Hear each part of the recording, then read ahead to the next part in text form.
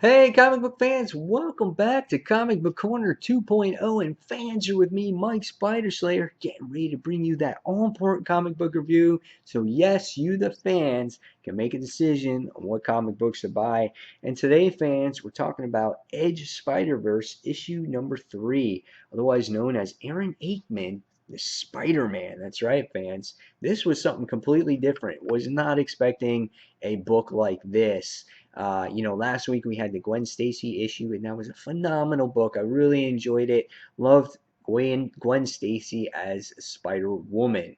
So now this week we get this Aaron Aikman character. So what did this issue have to offer for its readers leading into Spider Verse? First off, this book was done by Dustin Weaver. He's the writer and the artist in this book. So got to give him a lot of credit here for doing double duty on this type of book. Book opens up here, great cover of our Spider-Man here. He looks like some futuristic type of Spider-Man. He's got like these boots, which are like repulsor jets, and it looks like he would have like an arm cannon. He's got this crazy helmet. He's like even more superior than superior, if that makes any sense at all. But yeah, really interesting stuff here.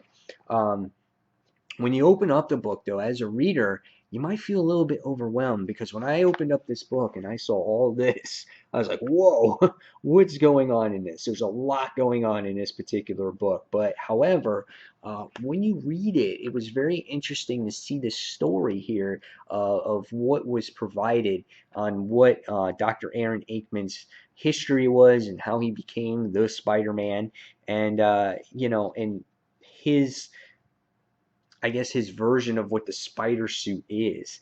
And I think the book did a really good job, or the best that it could, with the space that it had in explaining who this Spider-Man really was, on how he got injected with the actual serum, how he injected himself and he gave himself like these spider-like powers.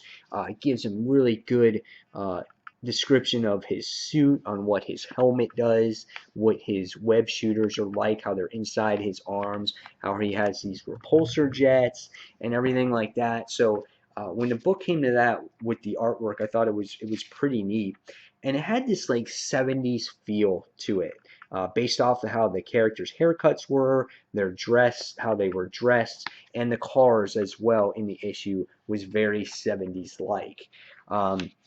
Also, the really good thing about this book, now, if you were around in the 90s and you read the 90s comic books and you collected Marvel cards, this book did a really good job at showcasing a villain that made his first appearance in this particular issue. And it was here in this page called Super Villains, and it was Red Eye. So it gives you the front of the card of what Red Eye looks like, and then it goes to the back of the card here, and it gives you a description of the character as well, and where he made his first appearance, and the description, and what happened to him, and what changed him. And I thought that was really, really cool. And then it goes on to this next page as well, where we meet the main villain in this book, called, what is it, Nomura.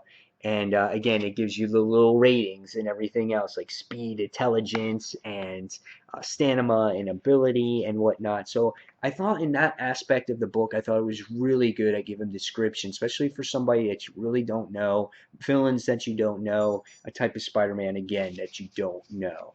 Now, in this particular story, we get to learn more about this Spider-Man, Aaron's girlfriend, and he had struggles with his daughter, with her daughter, about getting into this crazy accident, and they wound up breaking up their relationship, and they never see each other again.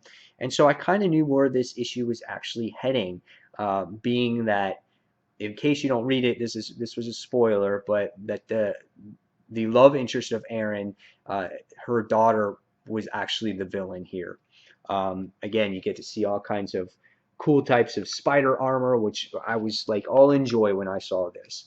But as I read through this particular issue, I wanted it to be better than it actually was. There was a lot going on. They tried to push in a lot of story in a little book, and this could have been a two-parter. And again, great artwork here. and we find out that the villain is the love interest's mother, and she was only trying to save her. And we wind up seeing that the person, Nomura, the villain, catches all these kids and makes them into more of these like crazy robot creatures, and they wind up taking over the actual city.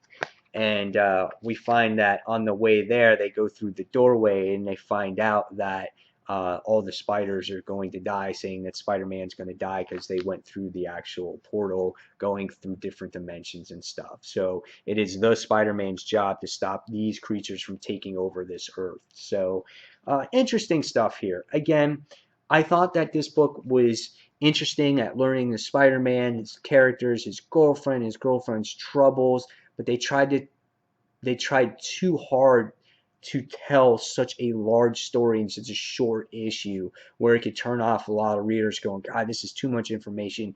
I can't take this all in. And I thought that the actual villain here was a little bit weak, and it was actually predictable that the girl that he was dating was his daughter that was in this terrible accident that was going to be the villain. I actually figured that out right away.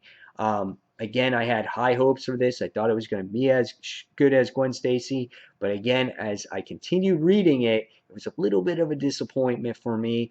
And I got to give it a 3.5 out of 5 stars. So, guys, leave me your comments below on what you thought of Edge of Spider-Verse. And do you agree with me on this one? And however, even though this one was as good as Gwen Stacy, Spider-Man fan all the way through, and can't wait for that Spider-Verse main event to come. So, guys, again, leave me those comments below. And as always, thank you for watching Comic Book Corner 2.0. And until the next comic book review, this is Mike Spider Slayer signing off. Take care, guys.